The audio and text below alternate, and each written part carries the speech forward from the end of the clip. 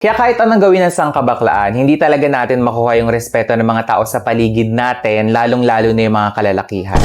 Well, hindi ko naman nilalahat. Pero kasi may mga lalaki talaga na kapag nakita sila ng bakla, bayot, transgender, or ano man gender yung gusto mong itawag mo sa sarili mo, is medyo ilag-ilag sila, di ba? Hingi tayo ng hingi ng respeto, demand tayo ng demand na irespeto tayo ng mga tao sa paligid natin, lalong-lalo na ng mga kalalakihan. Ayaw nating tinatawag tayong bakla, bayot, gusto natin na irespeto tayo kung paano tayo manamit, paano tayo kumilos, paano tayo magsalita. Pero may mga ibang mga bakla, yung sarili nila mismo, is hindi nila marespeto. Parang tong viral video na nakita ko sa Facebook, panoorin natin. Bawal na po kayo dyan. Bawal po dyan kasi po, property po namin yan, ate. Oh.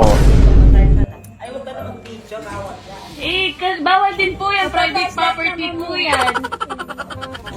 Ibaba mo nga ako, ate. May gate na nga. Pinasok pa din.